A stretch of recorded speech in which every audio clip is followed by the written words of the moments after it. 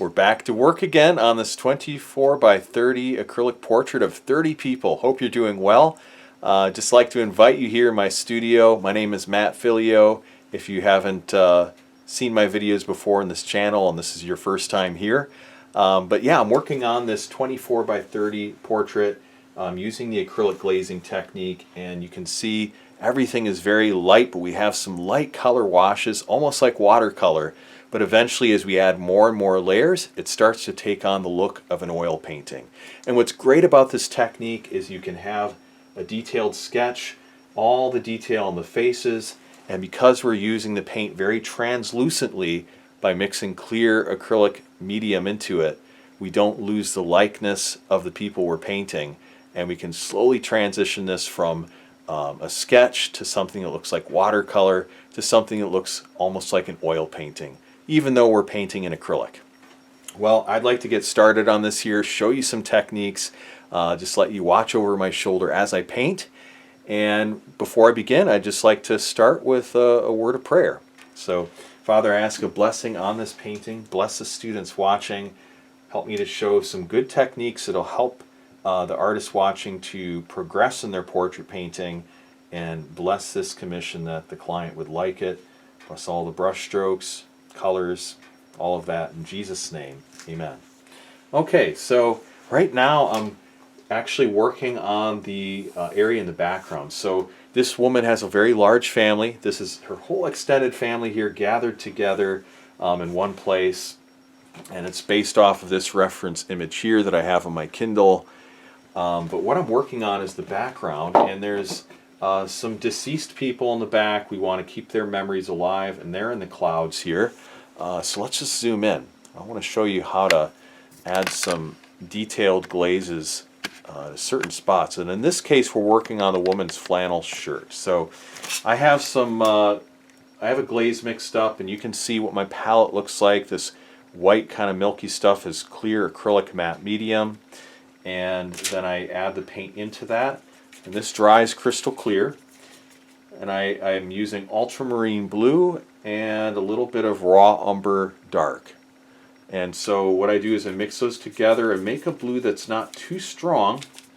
And then I can add that to the flannel stripes right here with my detail brush and begin to actually get some of the color established for this. Let's add a little more ultramarine blue to this mix. So I'll show it to you here, just a little more ultramarine blue, just to make that color a bit more robust, a little bit stronger. And I'm going to add that to the top here. And we just start to go over these stripes. And we could actually use a flat brush as well. Let's see. Yeah, let's try using a small flat brush. Like this one right here might work. I'm going to switch to this brush and we'll just kind of block it in that way. Just going across like that. And get a little bit of a smoother application. And we're just basically hitting the corner of it. I probably should have a smaller brush yet than this. I'll see if I have one here that I can use. Well, this might have to do. This might just have to do.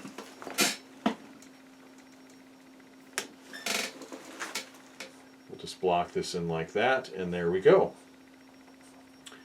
So let's block in the color for the man to the left, and we're going to use the same color for that, and we're just going to fill this in. I'll show you that. Just fill this in like that. Really light to start with, but then over time we can add more and more layers and build up some depth and shading. Alright, and then we're going to add some raw umber dark to this whole thing. And then make this a little more brownish. And we're going to add a glaze to his hair. Now again, we're starting off so incredibly light you probably can just barely see the difference. But we have to start somewhere. And then over time we can get things more and more dark. Let's move down and let's work on the clothing here of these children. I'm going to zoom out just a bit. And I want to darken this boy's shirt. And we're going to again have a mixture of raw umber dark and ultramarine blue. And we're going to paint that on top of his shirt and just add another level. Now you might say, why don't you just use straight flat black for this? Just use ivory or Mars black and just fill it in.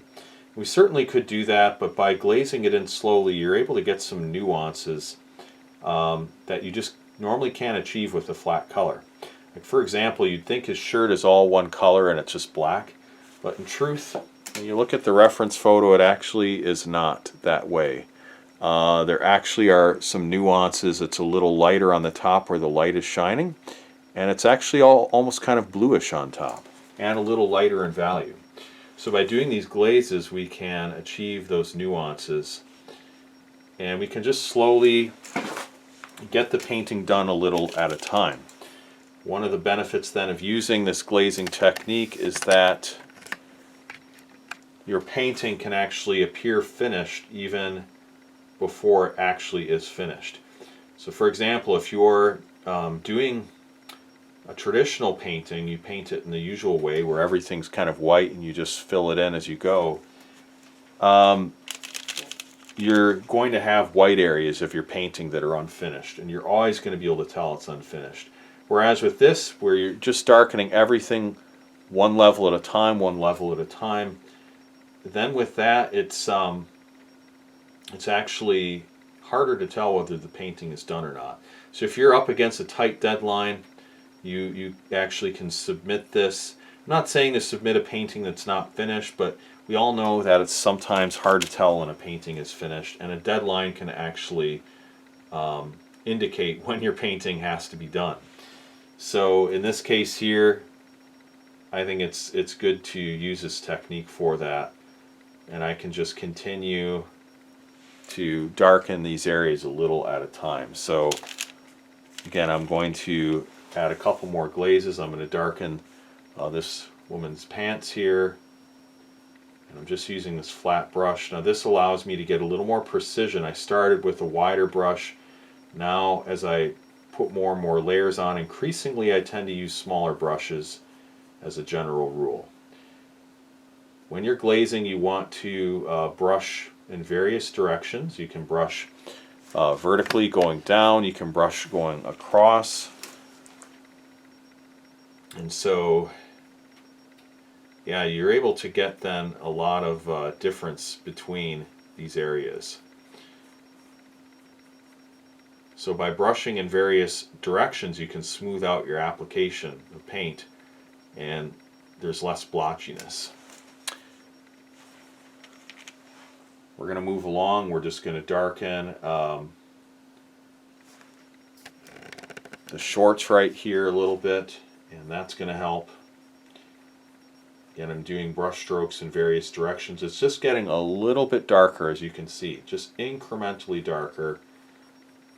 And as we add more and more glazes, we can get more opaque with our applications of paint. The nice thing also about the glazing technique is it allows you to adjust.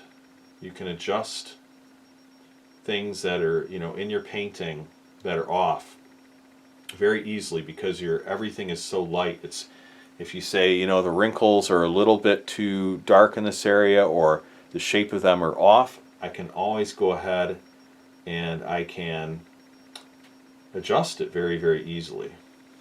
I should probably do a video just on this topic alone, on the benefits of the acrylic glazing technique, because there are several benefits to it.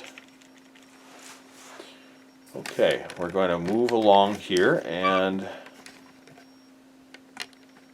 want to darken more areas that need to be darkened.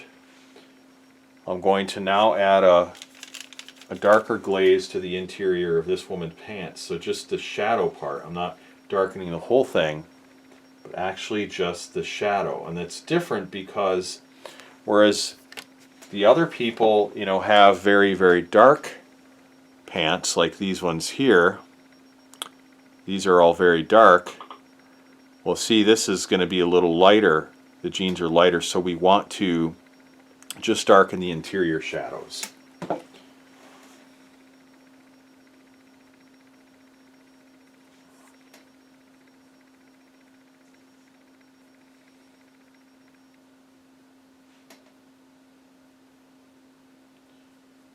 And then let's work on this woman's pants here on the right, and those are actually should be brown as I see, so I need to use a different color.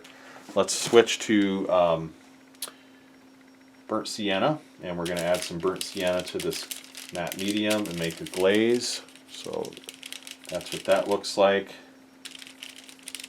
And then we're going to add that to her pants right here and just get that color in. I should have noticed that the color ought to have been different, because in the reference photo her pants are actually kind of brownish, so I should have noticed that, but that's okay. We're going to get that in and just shift that color ever so slightly, one step at a time. And then the man on the right, his shirt should be black. We want to develop some shadows there, so I'm just going to put a glaze in on the shadow part, not on the whole thing, but just on the shadows. So I look at my sketch and I see where I have the shadows delineated, and I just put the glaze down for that. If you have too much glaze on your brush, you can always wipe it off to the side, just like I did here, just on this canvas piece that I have behind my board. And that allows you to get a smoother application. Well, if you like this video, give it a thumbs up, subscribe to this channel for more videos like this where I do real-time tutorials showing you how to paint an acrylic portrait you can be proud of. But I want to say thank you so much for watching this video. And again, if you would like to check out my blog, realisticacrylic.com, I have several tips and tutorials there to help you with your portrait painting. Downloadable guides you can print out, set next to your canvas for references on mixing color and shading. Check that out at realisticacrylic.com. Those guides, those tips and tutorials are all for free. I have paid classes as well. You can check that all out at realisticacrylic.com. Hey, thank you so much for watching this video. God bless, and I look forward to seeing you in the next one. Take care.